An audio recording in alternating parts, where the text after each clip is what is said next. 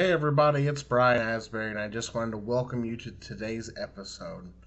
If you could, like today's episode, hit that subscribe button, and let's continue to grow the developmentally speaking brand. Today, my guest is former NXT UK superstar Joseph Connors. Joseph, how are you, sir? Yeah, I'm very well, thank you. Been busy, keeping busy, but can't complain, can't complain. Good. Same here, same here. I'm glad we can finally get this going. So I'm gonna ask you a question you've probably been asked a million times.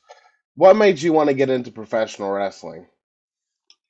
Yeah, I ask myself that question sometimes when I'm in the car for hours upon hours and my body feels riddled with injury sometimes. But no, really, I got into obviously living in England. Um, I've got an older brother who's about 8 years older than me, and he had the Hasbro's, had some tapes recorded off Sky Television in England, and I used to just like every kid does. You, especially when you've got an older brother, you wanna you want your brother to sort of notice you. So I was interested into similar music, similar movies, and wrestling was another thing. So I took an interest in it, and then for a long period, I sort of grew up with just my mother, and we had no real exposure to pro wrestling or anything like that. And then if you speak to a lot of people in my age bracket, England got the television rights on their terrestrial TV. So we have channels that are available to pretty much anybody with a television set. And we got some WCW programming and some WWF at the time programming. And then just I was about 12, 13, and suddenly everyone at school was into professional wrestling. So being a bit of a trend follower, I started getting into professional wrestling again. And I'm one of those people, especially when I was younger, and probably still sticks with me today. If I take an interest in something, I sort of go all in. So I just started becoming obsessed with wrestling, learning about the roster, previous roster. I saw pictures of Kane blew my mind, Mankind blew my mind, like that. Those characters, the mass characters, the kind of larger than life characters that we all love in wrestling. And then for years, I just stuck with it as a fan. When everybody dropped off from it, me and a few of my close friends all carried on watching it. But I grew up in a really small little village in England, and I certainly had no idea. I didn't even know there was a British wrestling scene. I just assumed wrestling was WWF, Hmm. WCW, ECW, and then it just became WWF. So, and also like I was very much one of those teenagers. A bit. I was always interested in creative things, music, art, yeah, all that kind of stuff. But like I say, how are you going to become a pro wrestler? And I had I had no desire, I had no thought process of doing that. And then literally, when I was about 17, 18, I passed my driving test. Like most kids, when they've got a car, you want to take it out, you want to go different places. And my friend, who was one of these people who's still stuck with wrestling, said, "Oh, there's a local show up in an area called Leicester." And I was like, "Okay, well, that'll be something different than what we normally do. We'll drive down there, check it out, and watch the show."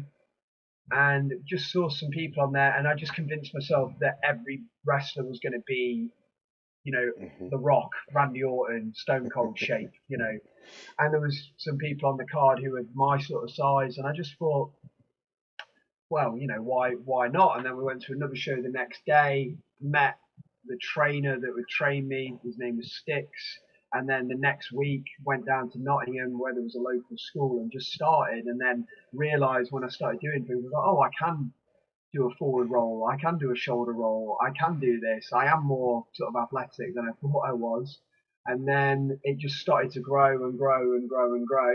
And then 17 years later, here I am. So when you started training, how was that experience? Was it everything you thought it would be? Because I can't imagine back then, like a lot of, it's harder for people today to understand that wrestling wasn't as accessible as it is today, way back, back even 20 years ago. Yeah, I mean that's the thing. You hear the stories about how the Ric Flairs, the Ricky Steamboats, all those kind of guys. I mean, it was definitely easier for me to get into it. But there wasn't. Once again, internet was obviously prevalent, but there was no Twitter, there was no Hmm. Facebook, or if there was, it was very much in its early incarnation. So I still found out about a wrestling school through word of mouth. Maybe if I'd have done a little bit more due diligence, I could have found out about more stuff. But when I first went to my very first class, I think it was Easter weekend, so there was only 4 people in the class, and we trained in basically a martial arts dojo. We had like a dilapidated crash mat on the floor that had all the stuff been kicked out of it, and I just trained on mats. So the first time I saw a ring was a few months into my training, and then of course that was like a big eye opener. I mean, and also to give you an idea, the wrestling ring, if a WWE ring's 20 foot, the first ring I wrestled in was 12. So that can give you an idea of There's the really no size. room for more than 4 people. No, barely enough room for me at the time. And it was very much that you asked about what was I to expect. So, like I said, being a big fan, especially of WWE, WWF, I watched pretty much all WWE programming. One of those being Tough Enough. So that was probably a small bit of exposure to okay, I knew that if I was going to train at a school that I know I needed to learn the fundamentals, like I knew that if I turned up and the first lesson was power bombs and power drivers, that I'd have made the wrong choice. So luckily, when we first attended, it was very much roles, learning how to bump, learning how to land, learning how to lock up, and then repetition, repetition, repetition. Which I say to people all the time. I get asked by people, what should I do? What do I need to do to get into the industry? And to me, if you want to become a plumber, if you want to become an architect, if you want to become a professional footballer or a professional wrestler, or whatever job you want to get into, you need to know your fundamentals at the end of the Hmm. day, because those are the things that you rely on. It's awesome if you can do some stuff outside of that realm, but you're always going to need to rely on your basics and things like that. So it very much was what I was expecting in terms of what we learned, what I Hmm. began to learn, all that kind of stuff. How long did you train before you started working some matches? To be honest, it was relatively early. Hmm. I think it was about 5 or 6 months I had my first match, and just to clarify as well, that was my goal. Just I never thought I could have a match, So Hmm. just having a match was a huge milestone. That was a massive. You set your. I mean, that was a big goal at the time. But obviously, when you first start, you're just there for the. It's all magical. It's all like walking into the big toy store for the first time, and everything's shiny, and everything's exciting. And so just having a match was a massive deal. I mean, it's funny actually. A few years ago, I did a YouTube episode with Mark Andrews, and he was doing like my first match. So where you watch. So I've got the footage, and if you look at me then, I'm the complete, I remember I was wearing my trainers, training boots. I got some, gear was harder to get, Hmm. so it was eBay gear. It was, I was in not very good shape back then, shorter hair. So it was like a completely, it's quite interesting to see the show format and stuff like that. But yeah, it was about 5 or 6 months. And whether I had the ability or not. I mean, I think as a first match, it's okay, Hmm. but I mean, I'm one of those kind of people. I can watch my work from a year ago and I'll poke holes in it like Swiss cheese. So Hmm. I don't like. I wouldn't want to go back. I mean, when you compare, like, you look at people like Leon Slater at the minute, who's 19, who's just incredible. And I think, God, if I'd have had a thimble of his ability when I was Hmm. 19, I'd have been very happy. So it's incredible seeing, you know, the products of today and even back then, but I wouldn't even compare myself Hmm. with that kind of thing. So how hard was it back then after your training and you're working some matches? Was there a lot of places to work where you were at, or what was that Yeah, scene I mean, like? yeah, that's a good question. I mean, it was a mixed bag. I mean, the thing, I think looking back at it now, quite a long time to think back, but there was kind of like there was companies, it was British wrestling was starting to switch a little bit, in Hmm. my opinion, in the sense that there was the FWA, for anyone that. So that was the big British promotion. That was the first promotion that I found out about, and I was like, oh, there's the FWA. So guys like Johnny Storm, Jody Fleisch. Then you had international stars, AJ Styles, Jerry Lynn. I believe Christopher Nowinski came in there. You had Mick Foley doing their big adventure. Terry Funk. You had Paul Burchill, who would go on to WWE and stuff like that. I'm missing names, but Martin Stone, who was just forgotten his WWE name. It will come to me in a minute. But Danny Burch, that's it. You had guys and girls like that there. So there was that, and I was obviously below the screen in terms of ability. Then you had a company called 1PW, which some people know has recently come back into all the headlines, but that was another company. Just before my debut, I went and watched 1PW first anniversary. To give you an idea, you had Abyss, you had Steve Corino, you had AJ Styles, you had Spud, you had Samoa Joe, you had Sterling James Keenan, who's Corey Graves on WWE TV, you had El Generico, you had Pac, and then you had guys like who were going to be Dave Mastiff, who was much further along than I was, but some British guys. So that was like, oh my god, that's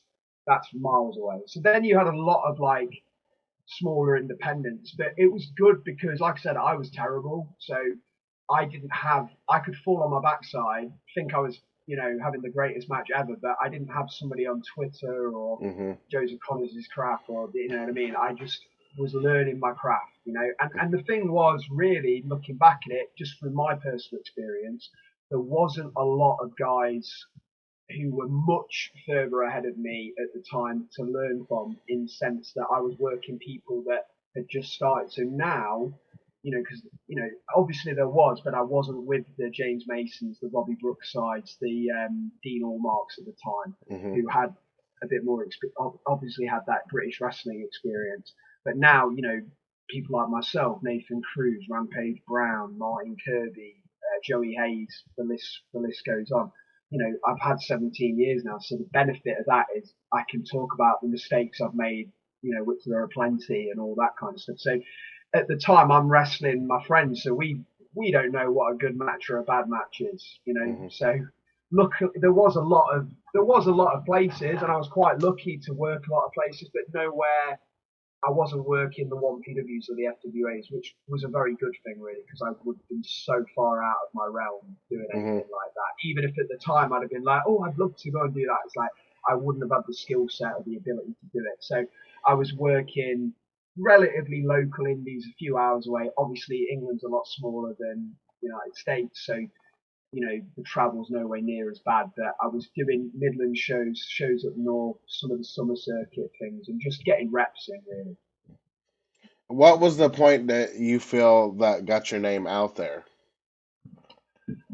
Probably started to get a bit. I started to do a tag team with a wrestler called Paul Malin at the time. We were like, he was the guy that I wrestled a lot when I first started, looked up to. We started to develop a friendship and a bond, and we developed a tag team. And then a company called Southside Wrestling came around that time, and they gave us a prominent position in their tag team scene, and then that helped us achieve bookings in other places. So before that, I would say I was just a guy you could put on the card. I could have an all right match, and I could put somebody over, and I could work a crowd kind of thing. But I was just Joseph Connors, plain gear, plain Jane. Not the tag team started to get a little bit better. We started to work better opponents, people that I'd love to go back and wrestle now, and now with the knowledge and things like that. And then I'd say a big turning point for me, like anyone who, if anyone knows about the fact that I've got part of my ear missing, I was involved in something that happened where I got attacked. I lost part of my ear, and I was laid up for quite a while, and that was very much a crossroads for me of going, you said to yourself that you take wrestling seriously, but really, yes, you do it on a consistent basis, but you're not in the best shape you could be. You've not gone and learned more that you could learn, So then I was like, okay, well, when I come back, I'm going to not let this defeat me. I'm going to go and try and make this the most. So that's when my body started to change. I started to grow my hair. I started to take back elements of myself, study more. I started training with Rockstar Spud at the time, who was in TNA. I went to more seminars. I pushed myself more. A lot of the time, I was one of those people for a long time, like we can be in life, who's, oh, I can't do that, so I won't, But then I would try things. I got more athletic. I started to learn more about nutrition. I got better in the gym.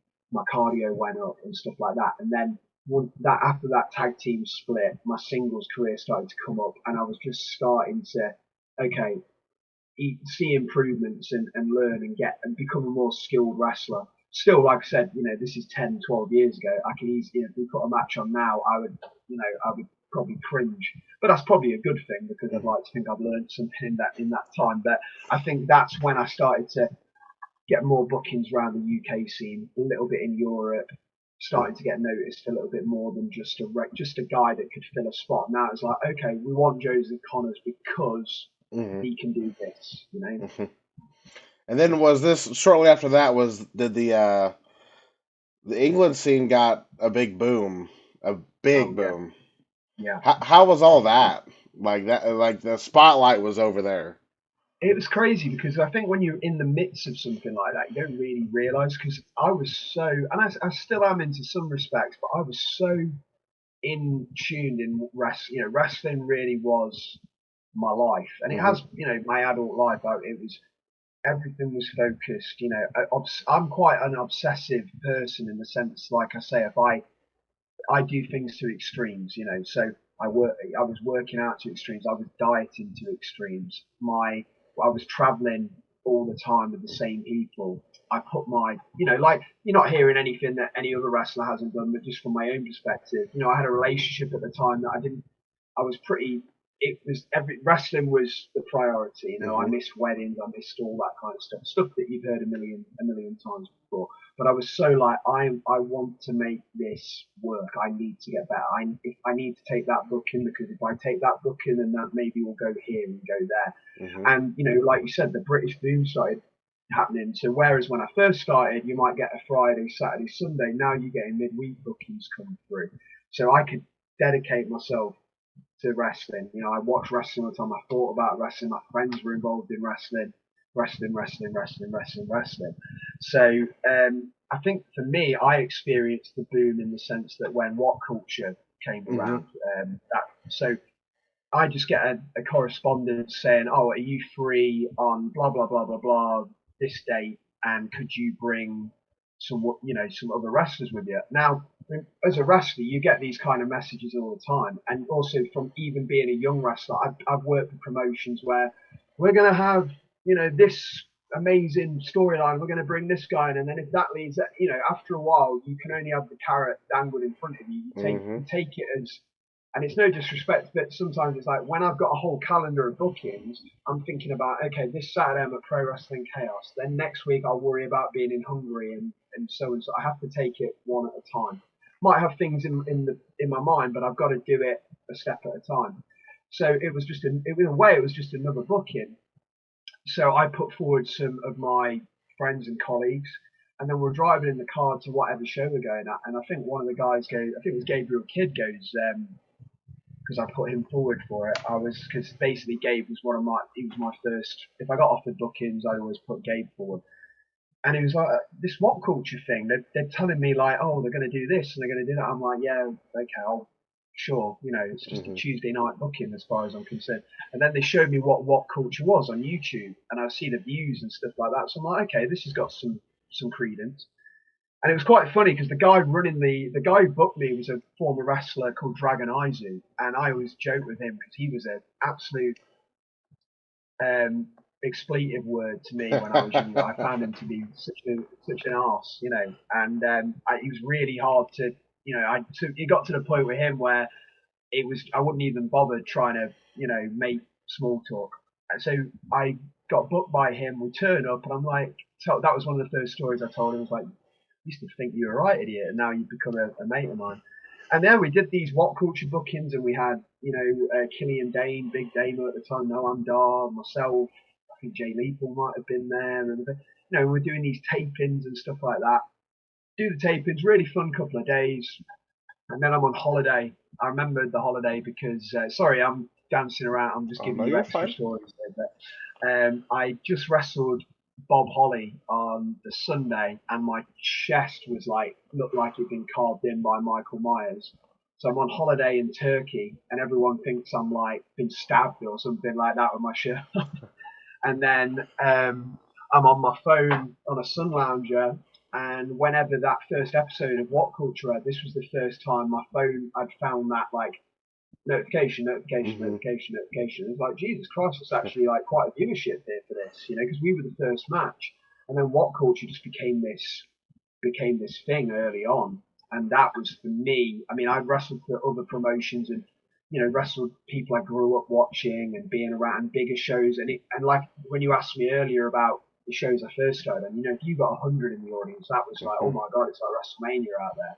And then it was consistent kind of stuff. But I've always found with pro wrestling, it's a bit like, to me anyway, it's a bit like the stand-up comedy scene. I've wrestled in the Royal Albert Hall, and then I could be in a working men's club in such and such, and Hmm. I've been in Wembley Arena, and then I'll get it's such a mixed bag, and that's what keeps your feet on the floor, I find. Hmm. So at that point, British wrestling, it just seemed like every show you were turning up at, good audience there, a following of a lot of these promotions. Because, like I say, England's a relatively small country, but you're all over the place, and people are following you and following the promotions and have their favourites and stuff like that. So definitely started to see that buzz. But I think when you're living in the middle of it, you're not really aware of like, oh, okay, British wrestling's on the rise. You can tell it is, but it's like it wasn't kind of like it was just. I was just enjoying it, and also, like I said, being obsessive.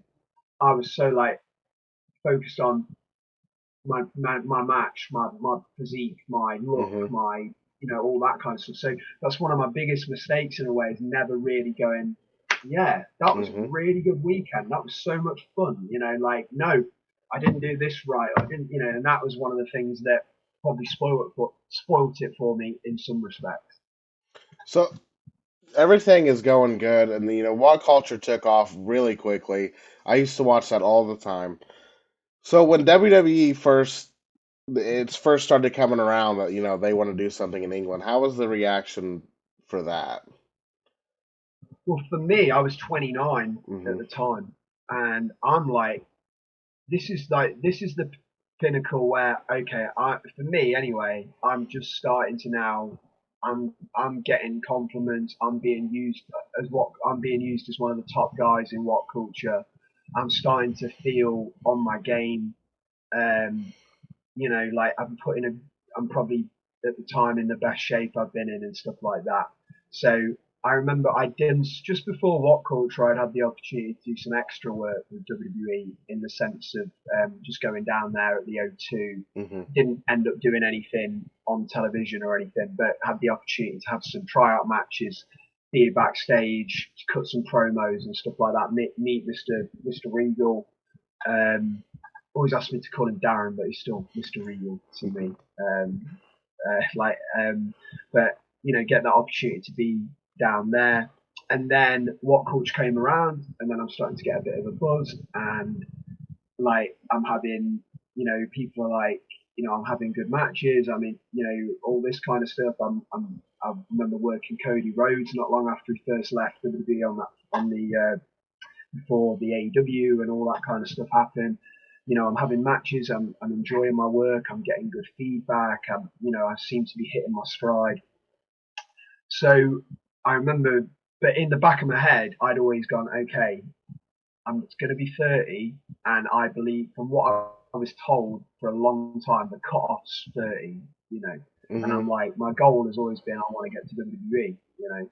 Why wouldn't it be? Like that. And but as well, that's always been like that. People when I was growing up, like that's something like, Hmm. we all know that's BS. That ain't gonna happen. And obviously, I didn't fit the brick. I'm only 6 foot. I was less than 200 pounds. I'm not jacked and stuff like that. So it does, but I've still got to tell myself, well, I've got to go for it. I've got to try. So I'm keeping in touch and sending stuff, but also the What Culture stuff's going so well that I'm Hmm. riding a really nice wave anyway. So at the time, I believe, WWE used to have the tryouts around November. I was under the impression that I may have been going to the tryout in November of that year. Then I got told that not this one, it'll probably be the next one. So I'm like, okay, it's a bit of a shame, but I'm still, things are going well, blah, blah, blah, blah, blah. And then I believe it was like a December night, I'd just done a drills class, wrestling class. We used to do this fantastic Wednesday or Thursday night class with people like Gabriel Kidd, Rockstar Spud used to come down. We had Moose come down sometimes. We had loads of, like, some of the pretty deadly boys. We used to do this amazing drill session, like kill ourselves kind of thing. And I'm coming out of the class. It's a cold December night, and I've got my friends. And if anyone listens to this is a friend of mine, they'll laugh because I'm always known for having mobile phone trouble. And I'm getting a phone call, and it's got Connecticut on the screen, and I'm like, this is either WWE or this is a ridiculously silly prank call, or a circular from somewhere. But I've also got this phone issue where it keeps dropping out, and I'm blah blah blah blah. So I pick up, and it's Mr. Regal, and I'm trying to like hear him and speak, because he's very softly spoken, proper gentleman on the phone. He explains that we're hoping to do this tournament. This is blah blah blah. We're going to do this hopefully by January, and I'm like, Jesus, I was not expecting this. And then, it was literally that December, and then it was a case of getting all the paperwork, filling in all the stuff for WWE. It was, I didn't have a printer, I didn't have a fax machine. I'm like, okay, I've got to do all this, got to set all this up. This is the chance kind of thing. It was literally a whirlwind, for all the guys involved in that tournament. As far as I'm aware, I found that in December. I don't know if other guys knew before then. But like I said, I'd just gone from not going on the tryout in November, and I'm also one of those people, like most wrestlers, you always have that doubt. So I'm in the back of my head, I didn't know if William Reed would like me. I got all this respect for this gentleman, but you think maybe who knows what he thinks of me, So and then all of a sudden, oh, we'd like you to potentially participate in this tournament. We're not sure about the details, da da da da da da. And it was just like, Jesus, like I think I'm going to go in this tournament, but I don't know what it is or what, So yeah, it was crazy. It really was crazy. So you the tournament's set up, and then was it always initially, was it just going to be a tournament just to feel the water, or were they flat out like, this is what we're doing? I think that's a good question. I think, to be honest, they all, obviously they were interested in developing, what would become NXT UK, but I don't know if that was the initial concept. We had the tournament, and I think obviously they knew that Pete Dunne was a guy they were very much interested in, and Tyler Bate and stuff like that, and they obviously did an amazing job and continued to do so. And I think that, I don't know if it was a case of let's do the tournament as a network special, see how people react to it. So we did the tournament, and then for about a year and a half, maybe, it was like you'd hear things, obviously, because guys like Pete were going over quite consistently, doing little bits here and there. But I'm still working the indies. I'm technically got a job with WWE, but I'm also going to work in men's clubs and then bigger. It's a real. You feel like you're technically signed for WWE, but you're like, I went to Mania that year, wrestled at Access. I did about 9 house shows on the SmackDown and Raw house show brands. Like I'm on cards with Kane, the guy who I saw when I'm a kid. And you stand, and you kind of feel it's a bit like imposter syndrome because we're just these Brit guys that who knows really who we are. But I was very lucky. I was, like I said, I think I did like 9 matches in a row with James Drake and Pete Dunne as a team against Mustache Martin and a different partner each night.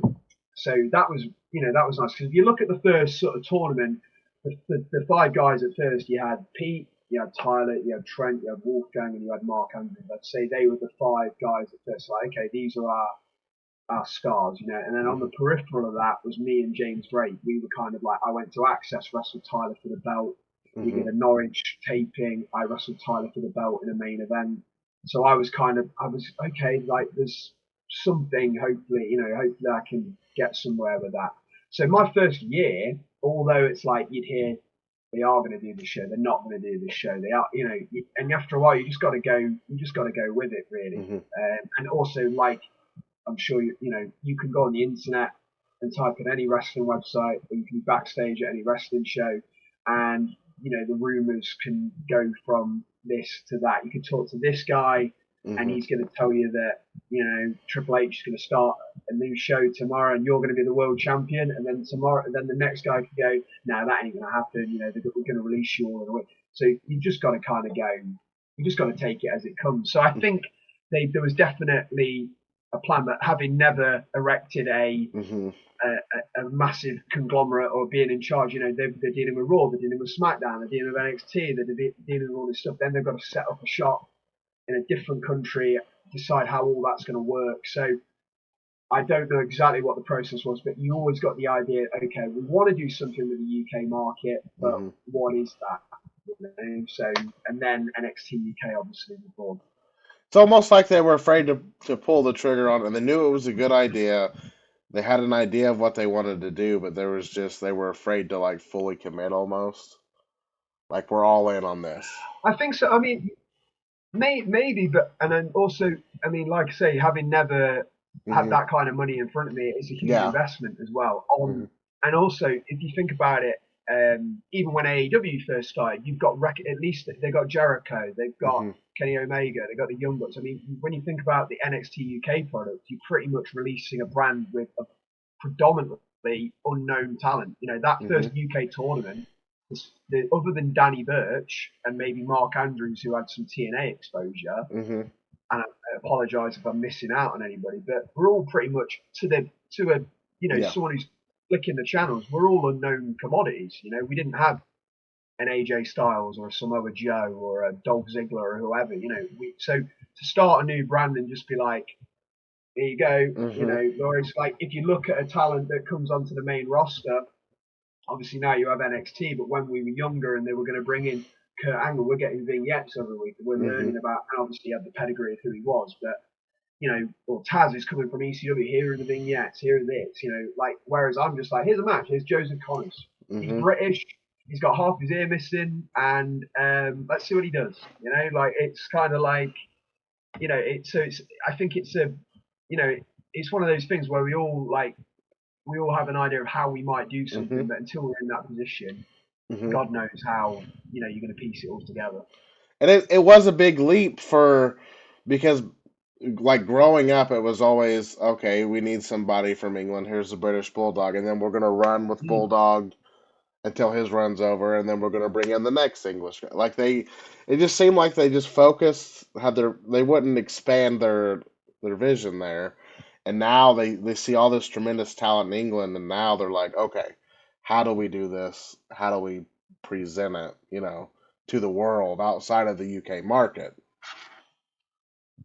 Absolutely. I mean, Hmm. look at but then over the last 10, 15 years, maybe longer, there's been a massive European influence. Hmm. Look at NXT. A lot of the coaches, William Regal, Johnny Moss, Robbie Brookside, Norman Smiley, all these kind of guys. I mean, I look. When I don't follow as much in a minute, but like half, it seems like maybe half or maybe even more percentage wise, especially on NXT, are guys and girls who are in NXT UK. Hmm. Irish people, Scottish people, I mean, Gallus, Scottish boys. Valkyrie's there as the women's champion, I believe. You've still got Tyler. You've got Charlie Dempsey. There's a Hmm. lot of like British talent, and like you said, it's just one of those things. The wrestling business is. I mean, if you once again go back to that first tournament, Hmm. once again, other than maybe Wolfgang, T-Bone, and once again, I'm missing names, but we're all like 6 foot, maybe under. Hmm. We would have never probably been touched, by WWE. You know what I mean? Like we weren't your stereotypical name. I mean, my first, just to put it into context as well, my first WWE match was a live television match. You think about NXT training school and stuff like that. You're developing your skills to work on live TV or tape television. I'd done iPay-per-views and independent shows, but in all honesty, there'd never been enough focus on working to camera, working to time, hitting these kind of goals. So going straight into that and going, hit your time cues, it's a whole different Hmm. world. Like people who watch WWE, AEW, Impact, TNA, etc. Sometimes people are, oh Jesus, like they only gave X wrestler and Y wrestler 4 minutes. Well, for all you know, they had nine, but Hmm. something's gone on too long, and that's why it's had to go so quick.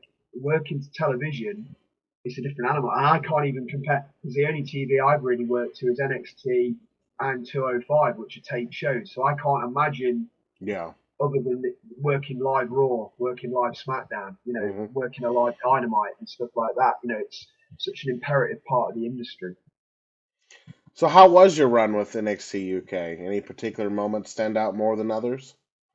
I mean, it's one of those things. Like, I mean, I'm proud of the fact I was there. I think I could have, like, it's always interesting, like, I woulda, coulda, shoulda, and stuff like that. I think a real shame for me was just my own personal perspective. It would have been awesome because I believe, I don't want to go into this. I don't want to. But William Regal was a massive part of that Hmm. first tournament, and I'm just proud of the fact that he chose me to be a part of it, or I was at least somebody he considered. And I would have loved to have seen if he could have had maybe a little bit more at the beginning of Hmm. the show and stuff like that. But I also think like a little bit like I probably doubted myself slightly. I got injured on the very first taping, which really threw me off as well. And I did have chances and stuff like that, but I wish that maybe I'd have like just trusted myself that little bit more, or maybe not. It's kind of hard. It's kind of hard to explain. I just think there's a lot of like. I feel like a lot of wrestlers.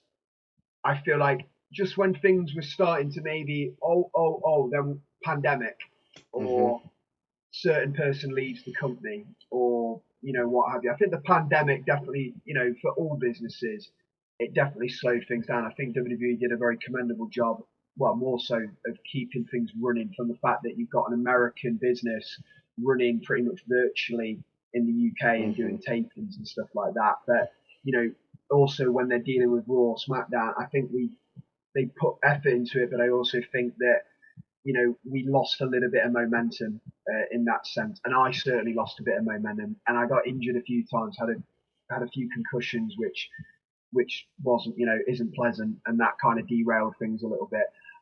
I would love to sit here and go, I had this moment, I had this moment. I think my first year or so, the fact that I did Mania Access, I went there as a fan at 25 and then wrestled. It was involved in the company in 33. I got to do Raw and SmackDown house shows pretty consistently. I've had, I had a match with Tyler Bate on TV, which I was very proud of. I think Tyler's phenomenal. I came back through the curtain.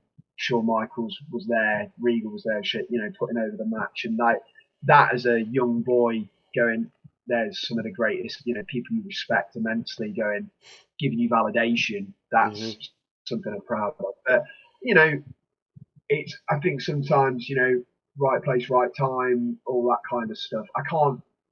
You talk to any wrestler, I mean, there'll be wrestlers on Raw, SmackDown, will have a similar. If I just did this or this is happening, look at LA Knight. If he stays in that model stable, maybe he's released. Whereas Hmm. now he's one of the top wrestlers in the industry. It's Hmm. timings is such an impeccable thing, so maybe hopefully I'm answering the question because it's a tough one. Hmm. It really is. I'm proud of the fact I was there. I would have liked to have made a bit more of it, but I also know that I worked. I'm proud of the fact Hmm. that I worked hard. I always tried my best. I felt like I was a team player. I'm always proud that I've never tried to hold anybody back to benefit my position. I've only Hmm. just tried to get better and things like that. But I think I would have just trusted in myself a little bit more. But I'm also very lucky that I've learned a lot of skills that I didn't Hmm. have, and it's helped me become a better wrestler as well. So it's a real mixed bag. I'd have Hmm. been very interested if things had just been a little bit different, but you could say that for pretty much anything in your life, can't you? Hmm. Yeah. How's life been after NXT UK? For me, it's been good. I got married, which Congratulations. I thank you very much. I think I've tried to, like I said, my life was wrestling, wrestling, wrestling, wrestling, and it still is in some respects. But I've also realised like it's okay to have, I missed a lot of things, and now I actually enjoy elements of, other elements of life. Um, I don't believe that one thing should make up every part of your life, Hmm. in a lot of ways.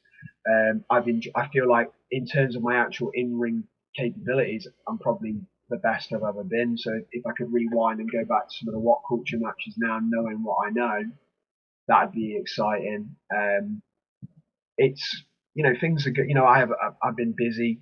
I've been traveling. I travel around Europe. I'm involved in a lot of promotions. I've got a relatively busy schedule. I've also picked up other attributes in my life. Like I've become a qualified personal trainer. I help people in the industry and stuff like that. I feel like I'm just very much at a crossroads as to Hmm. what my next decisions are. But in terms of since I left, I've everything's been relatively fine. Knock on wood, from a personal and professional standpoint. It's I can't complain. There's still things I'd like to achieve and do, but it's I kind of, like I said to you before, just kind of in a way, just take things week by week a little bit, or Hmm. day by day, and see what happens. I'm quite excited. I've got some ideas going into next year of things I want to develop on, and things are good. I get to travel the world and wrestle, and I've always been treated pretty much really well. There's a lot of great talent around as well. It's a real mixed bag. I mean, don't get me wrong. It's like anything. Some days some days it's harder. Some days it's more fun. Some days it can feel like work. But when I do step into the ring, as cliche as it sounds, I get to be Joseph Connors, and that's a Hmm. completely that's a completely different. And I'm very confident in that skin. Hmm. Everything outside of life, all the noise and all the crap, I feel very confident in that ring. I'm very confident in my abilities and stuff Hmm. like that. And I do. I'm proud. I'm sort of happy to say that I don't. I know what I can bring to the table. So that's good to have that in yourself. Absolutely. So Mm. if NXT Europe ever gets off the ground, is that something you'd be interested in? I think it depends. I mean, I think I have to know. I don't. I wouldn't. I wouldn't rule anything out. But Hmm. I don't know if I'd even be considered. For Hmm. something like that. It depends what the brief is. I'd be very interested to hear what they want from me and stuff like that. Hmm. So yeah, I'd obviously be interested to hear about it, but it's not something I think like I said, it's not something I sit and constantly Hmm. think about. It's, oh my god, is NXT Europe gonna Hmm. come about? And if they are they gonna pick up the phone to me? I'm just trying to live my life and do the Hmm. best I can, stay healthy, have the best matches I can, and do the best for the people who book me. Basically, that's my biggest thing. I think sometimes you make a habit at times of living your life a few years in advance. When I get here, what am I going to do? At the Hmm. minute, I'm a guy in my mid 30s. I'm still healthy. I feel fit and healthy. Um, so if it does come around, then of course I'd listen. But if it doesn't, I'm not gonna bang my head against the wall either. I love that what your mindset is because sometimes people, it's all or nothing, and when it's all or nothing, it's hard to enjoy the journey because oftentimes the journey is the funnest part, not the destination. And then like if it doesn't work out, You're so then right. like if it doesn't work out for you, it can change your life so negatively. And when you put all your eggs in one basket, like you just, I think that's especially for wrestling. Like people now, it's more accessible than ever before. People can make money and have a good living, but before it was WWE or nothing. And then if that's your mindset, and that's everybody's mindset starting out. Like I'll admit, it makes it hard to be passionate for a long time if you're like, oh, if it didn't work out, blah blah. You just have a different outlook. I feel. You're 100% right, and I've been so guilty of that. Eggs. I put all my eggs in this basket. I really Hmm. did. I really did, and I can you can be all or nothing with this. It's so easy, and that's why a lot of people quit. It's why a lot of people stop. It's like it's like so many things in life. We give up on things, or we tell it. But trust me, this is a lesson that's taken me Hmm. a long time to learn. I remember there's a pivotal moment, and I still didn't take umbrage of it at the time, but I can only speak on the experiences I've had. So I did a 205 live at O2 Arena, which is the same place where I'd wrestled Jack Stars in front of Mr. Regal, in front of a nobody, and then I'm doing a 205 live taping.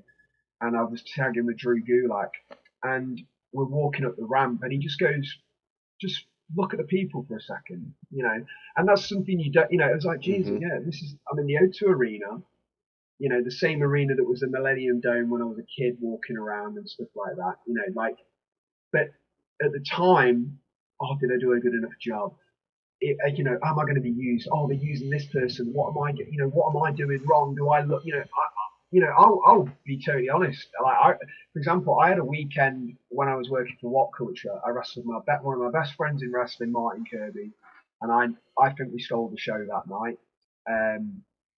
We The next day I wrestled Cody Rhodes, who was really a lovely guy. He came up to me. He messaged William Regal in front of me saying, I'm going to put me forward. He was really happy with the match. He was a pleasure to work with.